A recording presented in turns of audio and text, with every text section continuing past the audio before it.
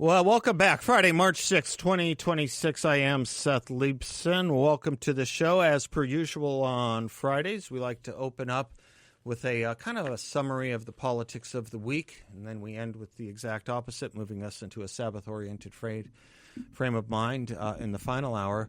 And no one better to open up on the politics of the week than George Khalaf, our dear friend and regular contributor. He is a pollster. He is a political consultant extraordinaire with the Resolute Group and Data Orbital, but he is also a candidate himself. He is running for Arizona State House of Representatives in Legislative District 3. It was a delight seeing him there at an event for that district we were at, I guess, last weekend. Yeah. George, it's good to see you. How you doing?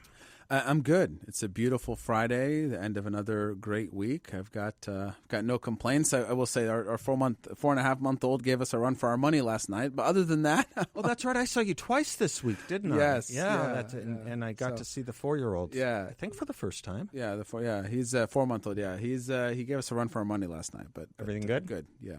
He's being a 4-month-old. Just woke up a million times. Oh, okay. That's all right. I'm sometimes like a 4-year-old that way. A 4-month-old.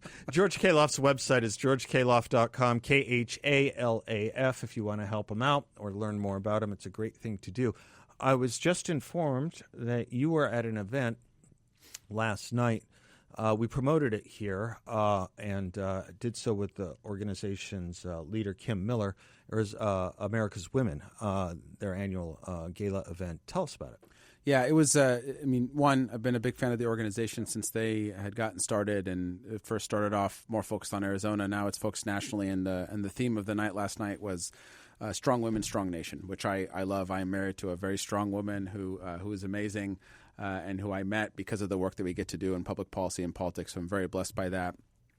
And so it was a great event, and just shout out to Kim and their entire team, Coach Courtney, Adrian, and everyone that worked on it. Part of what I love, and I want to talk about a specific speaker and theme that then connects to a decision that the Supreme Court made this week. But part of what I love about this event is they highlight groups that are there in different issue areas that they work on, and there's action-oriented things. And so they had flyers for the decline to sign for the anti-ESA or sort of the pro-ESA sort of ballot measure that pushes against the anti-ESA one. They had stuff about faith. They had stuff about the life issue. They had Center for Arizona Policy there. So I loved that it was more action-oriented. Yeah, and they started off as Arizona Women of Action, yes, right? Yeah. I was there from the beginning. You bet. Love them. And they had to send for example, sign a letter that they're going to send to the Senate Majority Leader federally for the Save America Act. So, like, even in the gala, they wanted you to be action-oriented, which, again, I love. I always love. Yeah, I love that. Tell us about the speaker. So they honored last night Erin Lee, who started an amazing organization in Colorado that stands by parents and defends parents and parents' rights. And she actually announced yesterday that they have officially found out they qualified for the ballot because they're referring 3 ballot measures in Colorado that are saving women's sports, that stop the gender mutilation of our kids. And I'm blanking on the third one, but it has to do with parents' rights as well. And they collected in Colorado, which is not a red state, 500,000 signatures. So kudos to Erin. But her story really moved me. And it's unfortunately a story that is far too common in this country, which is that their, at the time, 12-year-old daughter was effectively, air quote, kidnapped by her school and by government officials in that area and was being transitioned without their knowledge and against their consent. And for weeks and months, from what I understood, they lost contact with their daughter because of that. And by the grace of God, she said this, and she was tearing up while she was saying this, her daughter was rescued, and now she is just a normal, healthy teenage girl with a car and doing her thing, but she could have been taken away from this family. Mm-hmm. And then Erin woke up like many moms do, moms and dads that go through this. And so she was honored last night for the work that she has done. Mm. And pairing that with the decision that the Supreme Court finally made to push back against the egregious law that California has, which actively shields the government and school districts from notifying parents. And there was a case, which I want to make sure I get correctly, the Marabelli versus Bonta case that just was announced by the Supreme Court this week, where a student was similar thing for a year and a half without their parents' permission and out of the purview of their parents, had different pronouns at school, and was sort of walking down the path of gender reassignment. And then finally the parents pushed back, and the school district was still withholding information from them. And the Supreme Court unequivocally slapped down the state of California in this.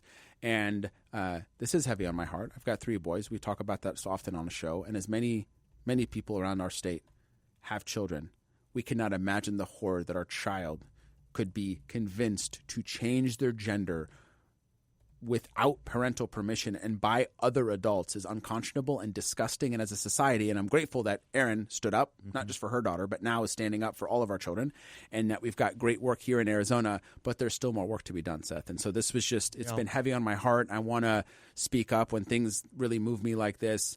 We're generally aware. I don't know that we are all aware of how bad it actually is. I think we think it could be theoretical or, this happens in Western Europe. No. It is happening in the United States of America, and it is a huge problem. Well, just within the past 3 weeks, we have heard of 3 stories that would replicate very many more.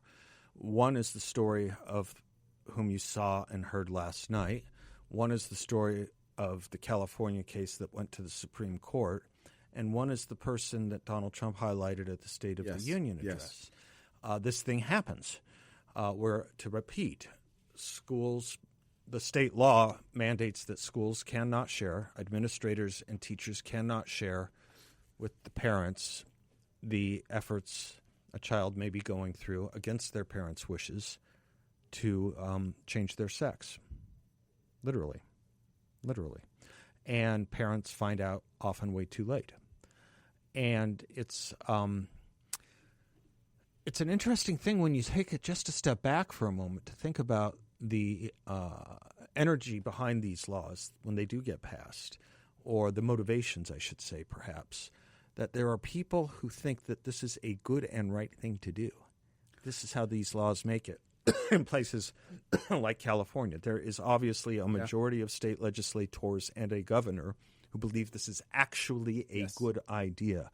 And this is what befuddles me so much. I think I started really speaking out about it, George. Excuse me. I think I really started speaking out about it during COVID, when I noticed this odd kind of political Munchausen by proxy of legislators and government officials who wanted to use children, to soothe their adult anxieties. And it seems to me that the legislators who pass these kinds of laws are in that business of using children to pass laws that are very adult things in the first place, but that are foisted on our children to make them feel better. And it's a special kind of immorality and cruelty to me. It is. And the state of New York, which is also no friend of conservative values or Christianity, their highest court, which technically is not called a Supreme Court. Right, the Supreme Court there is the lowest court. Is there it's part of New York's weirdness, but they gave damages to a woman who was gender mutilated by her doctor, and they awarded her a couple $1 million, and that was highlighted a handful of weeks ago. New York, okay? So finally common sense is somewhat waking up. But Chloe Cole, who's one of the most vocal detransitioners on our side, who she sat in that chair. Thank God has found the Lord and is doing amazing work in traveling this nation and speaking about her experience. She said, while I applaud the decision, this is a drop in the bucket of the damage, irreversible damage, lifelong damage that is caused. And this is a product of adults and perverse progressive ideology that preys upon the confusion of a child. Right. That back in the day would have been confusion. That what's the number one antidote to this? Puberty. You go through puberty, but they catch them before puberty on purpose. And then to manifest their horrific ideology, they mess with our kids. And Seth, again, yes, of course, I'm grateful that people are speaking up, but that there are very specific policy issues that are being pushed in Arizona, and we have more work to do on this. And I'd love to dig into it a little bit more with you. But that finally, common sense is prevailing on this issue, and the majority of Americans are so intensely opposed to this that even more liberal courts are telling progressives to stop and to cut it out. But we have so much more work to do. Good. And God bless America's women for taking these kinds of things on. I don't know if it was their first gala, but it was a gala I had the privilege of being a part of, emceeing, where they featured Chloe Cole as their speaker. They've got guts over there, and we need them. I like it. George Khalaf is my guest, KHALAF, GeorgeKhalaf.com, candidate for State House of Representatives, Legislative District 3. We'll be right back. Welcome back to the Seth Leibsohn Show, coming to you from the YRefi.com studios. It's a delight to have George Khalaf with us. He's a candidate for State House of Representatives, Legislative District 3. How's the race going? Tell us a little bit about it. Race is going good. Have events. I saw you at 2 this week, baby. Yes, events almost every day. Yeah. I mean, no, I shouldn't say almost. I have events every day. Going out and about, and really the thing that I love is that I get to go to parts of the district and parts of our state that I've spent time in, but not a lot of time in meeting people, outside of just my immediate vicinity, because that's something that is very important to me. This district is very diverse. Yes, Scottsdale is a large population, but there are tons of people in Fountain Hills and Cave Creek and Carefree and Anthem and New River and Rio Verde, and so I'm making my way out into the district. I had a coffee this morning in Cave Creek, for example, and was in Cave Creek earlier in the week, and so it's going very well. There's a lot of momentum and energy, and I'm finally feeling. Usually the opening salvo for the election season in America is the Texas primaries, Texas and North Carolina, because they're the first ones that just happened this past Tuesday, and so you're starting to see glimmers of people paying attention. Yeah. I want to see more glimmers of conservatives paying attention because I'm a little worried about that. But turnout? Are you worried about turnout? A little bit. I'm more worried about what we call the enthusiasm gap, meaning that as of now, Democrats are self-reporting to be more enthusiastic to vote than Republicans are, but that gap is closing. But again, we've seen this dance before, so I don't want anyone to freak out. Why I say these things is because we need people to wake up. This is not to, oh my gosh, the sky's falling. This is to say, no, any opportunity I get to speak in front of any amount of people, I remind them to vote, and I remind them about the primary, because as folks know, it got moved up a couple of weeks to July 21st, which is before it shortens it, but it is also before most schools are back in session. Right. And so if you're a parent, grandparent, you're timing your vacations and things, you're probably just coming back because school in the East Valley, which is technically our first area to start, starts, I believe, the following week or maybe that week. So that's just something that I want to make sure people know. The primary got moved up from the first Tuesday of August to July 21st. Okay, good. So when will people start seeing things in their mailbox, probably? The ballots get mailed out June 24th, which is a Wednesday, the last Wednesday of June. They will arrive that Friday. Okay. If you're in suburban Maricopa County, rural Arizona, you'll arrive Saturday, maybe the following Monday at the latest, and then you'll start seeing votes trickle. Have you been to anywhere? I guess this is probably an unfair question because it's a legislative district and it's a lot smaller, but I always like asking candidates, and it's an easier question to answer when they're running statewide, I suppose. But it's a question, maybe there is a right answer. Maybe you do have an answer to this. Have you been anywhere you had not been before that really surprised you? Saying, "Oh, that's a really cool place people should know about." No, only because I have at least spent once or twice, a little bit of time in almost all parts of the district, including kind of the far northwest part, which is like New River, Anthem. So no, nothing surprising. But also, you've run statewide races. Yes, But I love. I mean, I don't know. It's hard to say I love this one area more than that. I mean, the district is just beautiful. So much like really amazing desert scenery. I mean, obviously a very small town kind of cowboy vibe, as we know, and Cave Creek Carefree. Fountain Hills is its own unique thing. So many amazing events happening there. Great leadership team there with the mayor and town council. Lots of stuff happening there. And obviously Scottsdale. And that's where Brianna and I have lived for quite a bit. Did you ever go to the Sugar Bowl? I have gone to the Sugar Bowl. Admittedly, I don't love desserts and sweets. But growing up, my group of friends, always a treat, wasn't it? Yeah. We spent a lot of time just hanging out in that general area when there wasn't a ton of stuff to do back when there was still a Robinson's May at the mall and all that fun stuff. So we'd go to the Sugar Bowl and have ice cream. Robinson's May is what you think dates you? I can give you Bullocks and Goldwaters, brother. Diamonds. I mean, as you know, Seth, to put it in perspective, I turned 35 this year, so I can only give you some much. That's hilarious. Oh God, that's At great. least Corix. I mean, when I was a kid is when they took out the Robinson's May. There was a fountain there in front of the Robinson's May. They took it out of the mall back when the mall still had palm trees in the middle of it and like that. I think there was a cafeteria there called Fountains. Yeah, I think there was. Yeah, because there was that's right. There was a fountain that was there that they then later removed. So yeah, how fun. Back in the old Harkins below the like in that like bottom level. Yeah, fun. George Khalaf, my guest. You brought it up. Let's talk about Texas a little bit and what we can learn or what we learned. Let's start with the Democrats. What we can learn is that that the Democratic nominee for the Senate in Texas believes that God's non-binary. So we thought Jasmine Crockett was the kook. No. This guy is the kook. No. He thinks white people spread COVID. No. You know what's important and why I say he is way worse is because he pretends and he uses a fake mask of religion and will use faith in a. And I take great offense of this, obviously, as a Christian. Sure. Uses faith to not just bolster his beliefs, but will like take things out of context, which is the most weird thing on abortion and Mary, and horrible things. Yeah. But he's well spoken, and he is a trickster, and so that's concerning. And we'll see what happens to the Democrats because there's a lot of frustration that they nominated a white guy essentially over the African American woman. So there's that. But, the overall thing that I didn't love, but again, I'm not ready to sound the alarms on, is that for the first time in the last 35 years, there were more Democrats that voted in the primary than Republicans voted in the Republican primary, even though there was a lot on the ballot on the Republican side. Again, there's a lot of reasons for this. We really have seen not one-for-one comparisons with how much turnout there was at a primary and how that affects the general, so we have to be mindful of that, but I don't love it. I mean, it's another marker of consideration, I would say, more than concern.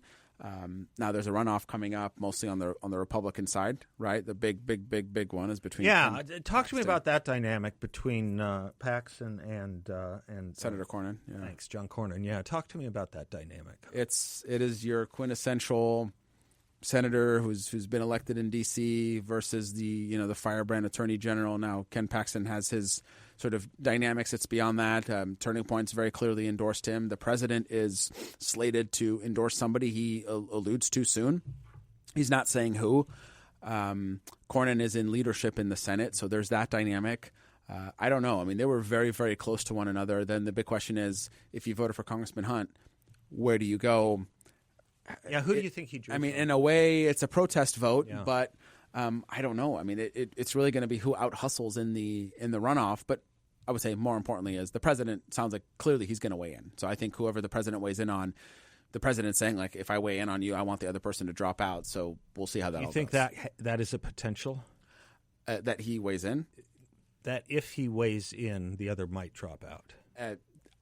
There's going to be a significant amount of pressure to have that happen. Yeah, a significant amount of pressure. But I don't know. Look, Texas, the seat's important. Yes, it is. It is. And look, I don't think a Democrat's going to win Texas. If a Democrat wins Texas, we have had so many other issues.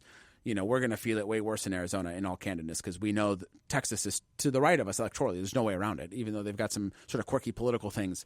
But yeah, if we lose Texas that night, we're in real trouble. But man, there's so much fodder for Tallarico. But he does such a good job of masquerading. It's frightening. Yeah. It's frightening. Yeah. And it seems weirdly, and God bless the media, I say sarcastically, it seems like weirdly it all came out after the election. Well, of course. Of course. Even though he's been all over TikTok, by the way, saying crazy stuff. Yeah. I mean, the guy's certifiable in the way that he uses faith. It's for odd. Progressive principles. It's frightening, yeah. It's frightening. George Khalaf is my guest, candidate for State House of Representatives, Legislative District 3, KHALAF, GeorgeKhalaf.com. We'll be right back. Welcome back to the Seth Leibsohn Show, coming to you from the YRefi.com studios. George Khalaf is my guest. You were here a week ago. We were not engaged in military action in Iran. We talked a little bit about what that might do polling-wise, how that might look polling-wise, what that might look like for November. And, of course, it's way too early probably for anyone to say anything about November, but are you distilling anything about the polling on it right now? I think I saw something like a quarter of Americans support it, but something like 80+% of Republicans support it. I think I saw two, maybe three polls that kind of bore something like that out. I could be out of date. Yeah, it's not out of date. It is still very early, so I'm not putting much stock in much of anything. I mean, we're still days in. It's not a week. Right? We're still days in. So how it affects November, I think it's still very early. I mean, it's clear. This is not a rocket scientist to say there's division on the right about this, but there's also ironically division on the left. But there's a lot of voices that are frustrated, and I don't know that necessarily frustrated with exactly what's happening today. I think frustrated for where it could lead, right? Because there's a big part of the Trump coalition that was like sort of no engagement, foreign or very little, and this is not an insignificant engagement. This is a regional engagement. The problem is like who can look at the Iranian regime and be like, man, I want to stand by those guys. Obviously, I have to tell you, it has that feel that opposition has that implication to it, that you can be on America's side and freedom's side and women's rights, actually, and human rights, or not, if it's successful. If it's successful, I mean, that's the... Yeah, I mean, look, the Democratic opposition is just... Democrats that oppose it, they just oppose it because it happens that President Donald J. Trump is the one who's doing it, and they literally anything that he does. If he likes puppies, they're going to be against puppies, and they're going to be pro-rabbit or whatever it may be. They just want to oppose him. That's an interesting thing about the polling itself, though, too, isn't it, George? No matter how well it goes, it'll probably never get above 50%, right? Just because it's Donald Trump. Yeah, and right. Look, war and dynamic... I mean... Right.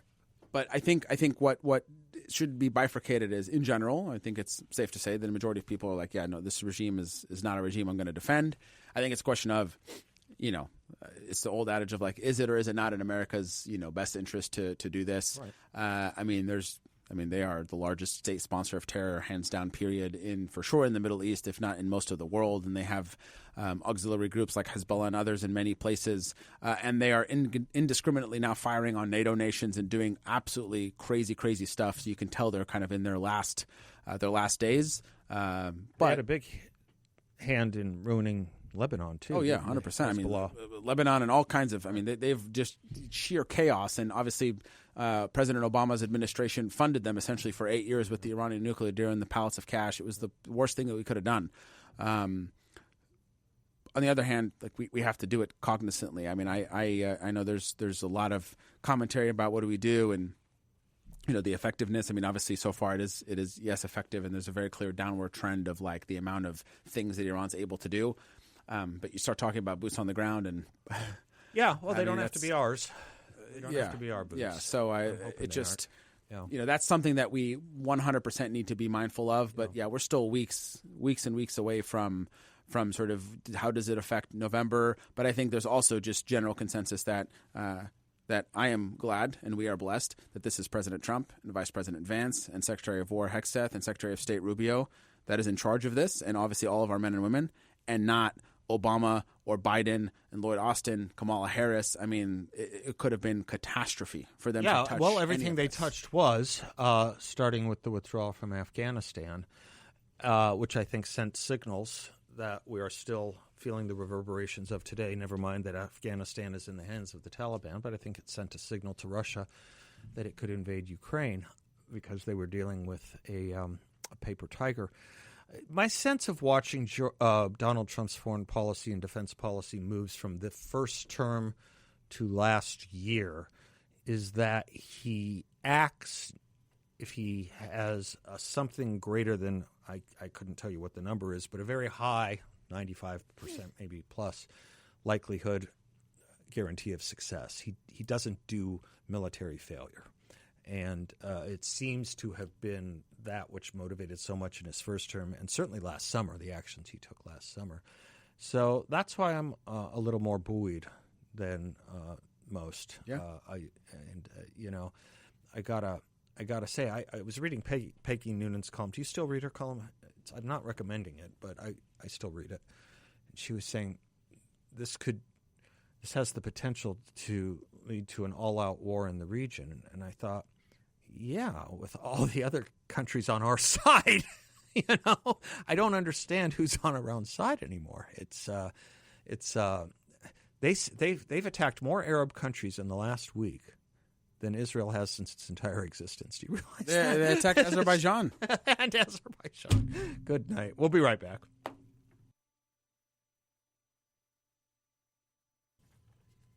Welcome back to the Seth Leibsohn Show. Private student loan debt in the U.S. totals about $300 billion. About $45 billion of that is labeled as distressed. Why Refi refinances distressed or defaulted private student loans that others won't touch. Why Refi is not a debt settlement company, and they work with every borrower individually, tailoring each loan to each borrower's specific situation. You will not be calling a faceless call center. And why Refi can reduce your monthly payment, ensuring approachability, affordability, and financial relief.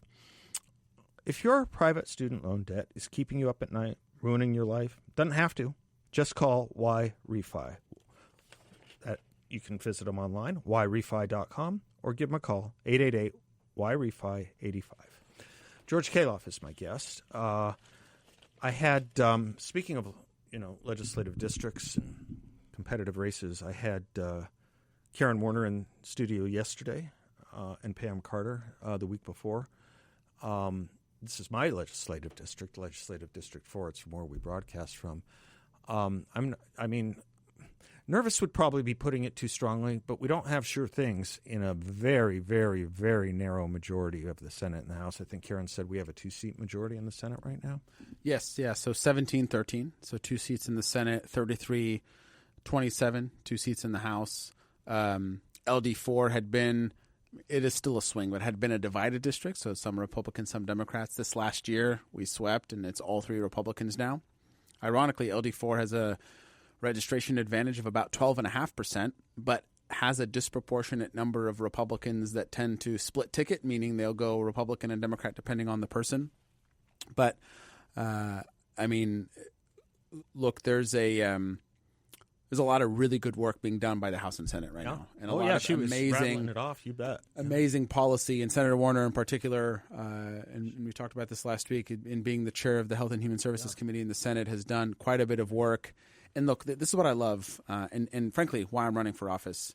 The big ticket stuff that you and I spend a lot of time on, that we spend a lot of time on talking about our culture, those are arguably the more easy ones. I would say easy for me and you and for the common sense person out there, which is the vast majority of people. Because it's clear there's not much debate. We protect our women. We protect our children. We give school choice. These are like 70-30 issues, 80-20 even. The things that are the more complicated is this like nuance on healthcare, and we have a doctor shortage, and what do we do here? And we protect those that are in like radiology labs, and I know. I said that to her, and you're so right. I don't mean to interrupt, but I'm blown away by what I've been realizing for the first time is we have a long body of laws. If you look at the state statutes, and you think, do we need more? Yeah, we do. Turns out we do. I mean, there's so many nuance, and so what I appreciate and love when members get into those weeds. Yeah. Because, and again, why I am hopeful for the future of our state is because we do have good men and women that are intelligent, that are good conservatives, that are doing heavy lifting on complicated issues that will set our state forward for years and years and years. And so we need to do more of that. That's something that motivates me. Every member tries to find their like nuance and detail of what they care about. Of course, K-12 education is something that I want to lean in on. But there's other things. I've been spending a lot of time with our men and women in law enforcement and learning so much from them. I'm going to do my second ride along. Good. I hope at the Sheriff's Department this time. So I'm excited for that. There's a lot of really good work to do. And I would just encourage voters, citizens, engage with your members. Look, one of my big things that I've been talking about is I want to be accessible. Why do I say that? Because, and I'm calling around to make sure every mayor in my district has my direct cell phone number and engage. Because even when we disagree, we got to talk. Yeah. Right? And why I say that immediately, because it's easy to agree, right? You agree, we just have good votes, and we all go on our merry way. But when we have disagreements, or we have difficult things even before they're disagreements, and you have to do what's called like a stakeholder meeting. Mm-hmm. Someone is asking me a question about Daisy Mountain, which is in District 3, and questions about road easements and things. I'm not saying I'm by far from being a subject matter expert on road easements, let alone road easements around Daisy Mountain. But you know what I heard when I saw that? I'm like, here's an opportunity to go deep on an issue that there are hundreds of people that care about it. It doesn't matter, hundreds, thousands, tens. It's work that the people need done. And if I as a member can help navigate that's something that I do think that God wired me to be able to do, which is navigate complicated issues. I love it. And when there are other members like that, I love to be able to join forces with them, learn from them, and collaborate with them. There's a symbiotic relationship here, too, because something Pam Carter told me. She went through her legislative successes over the past year and a couple months. Month? Are they in a month? Month and a half? A month and a half. Yeah. And she said something interesting. She said of 3 of them, they were ideas and legislation totally generated by her constituents. Her constituents brought her these ideas. And that's another thing I think we should make clear. You know, people say, what do I do about this X, Y, Z? Well, make sure don't have to make sure. You can be told if you call the wrong person. I was just going to say make sure, you know, what purview it's in. But talk to your legislator, talk to your representative. And son of a gun, they may actually write a law to do something about it. Yeah, or engage and look. You have a question. Yeah. That's the other thing too. Let's not just be keyboard warriors. If you're frustrated with something, reach out. Right. I mean, I tell people like one of the first thing out of my mouth. Not that I'm preempting that we're going to have an issue, but reach out to me. Yeah. Let's ask a question. Let's lean in. You've got something you're hearing from some other member. Worst case scenario, we have a conversation and we can at least engage. But you know what is absolutely not good? And I learned that, you know, very early on in my life that my parents taught me is that when there's something that's a problem, and if you just pretend like it's not a problem and you brush it under the rug, we all know now as adults what happens. We see that how that happens in our relationships and in our marriages and in our dynamics with our children and what have you. And so I like to approach things head on. We need more of that, especially when you're doing it in a way where you're being what I like to call an honest broker. Like you have a desire to get to an honest conclusion. Sometimes solution is not feasible. I mean, this is the other candid reality. Sometimes the solution is we're going to agree to disagree, but let's at least have the dialogue, because then on the next issue, we're going to do the same thing, and then often we may be able to find some sort of solution. A governor I once worked for said, you never know where your next coalition is going to come from. And that's very true, I think. It wasn't here. Yeah. But it's also true that my experience is most of these elected leaders do want that engagement. I had a political, an elected official on my show, and I got a angry email about it afterwards and about that person. And I said, well, why don't you call them? And he said, they'll never take my call. He said, I bet they will. And they did. And he wrote me back saying it was the best advice. Often people don't think to do that. They just don't think to do that. And the keyboard warrioring, it's I was just reading something. You know, Charlie Kirk has this new book out, posthumous book on the Sabbath, George. And I was just reading, he has in his book, he said, no one should spend, unless it's your profession, no one should spend more than 90 minutes a day online. Yeah. He said, if you do that, you're probably wasting your time. Yeah. I want every keyboard warrior to think about that a little bit. It increases the level of heat and toxicity, too, of which there's too much of already. We're surfeited enough on that. I spend a lot of time on X. X has changed a little bit, maybe not for the better. You've noticed that, too, huh? Yeah. We'll put a bow on this on the other side of this break. Please help George Khalaf out, georgekhalaf.com, even if you don't live in LD3, because he'll be debating and making and stopping legislation for the entire state. He and I will be right back.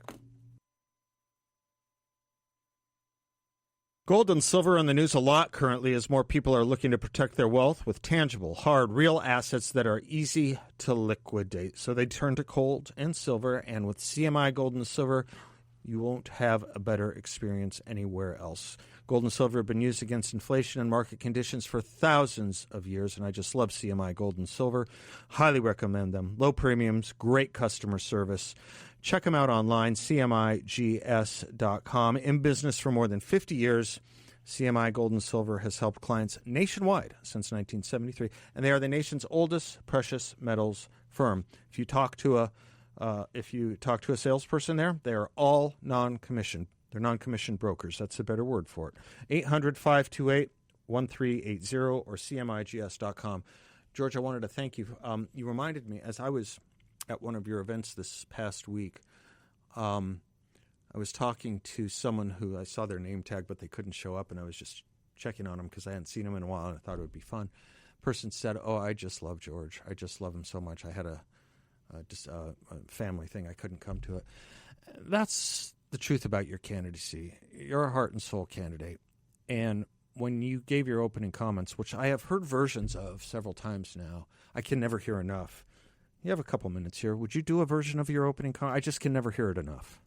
I appreciate that, Seth. I mean, the quickest version is this, that my background, being a Lebanese Christian and where I came from and everything that my family fought for in Lebanon, my uncle died for, my parents fought for, and my entire extended family. And when we legally immigrated here in 1996, it was for opportunity. And 15 years ago today, I was an intern. Not today, sorry, 15 years ago this time, I was an intern at the state capitol, driving up early in the morning before anybody was there because I was an overeager 19-year-old. And now 15 years later, to be able to have the potential to drive up as a member of the House of Representatives of the state of Arizona, only in this nation, it is and will be the greatest honor and blessing of my life. And I want my work to be a testament to this, that you can and I will be a strong conservative, unabashed, unwavering on my principles, and we can and will get tough things done without compromising on those principles, by bringing people together, by doing it with a joyful heart, by doing it with hope for our future, because we know that God is good, we know that truth is true, and we know that the people of Arizona and the people of the United States of America need it, demand it, require it, and we will not let evil prevail, but we will do so by shining truth and hope for the future in the way that President Reagan did it in the 80s and in a way that we need it for the next 10 to 20 years in this state and country.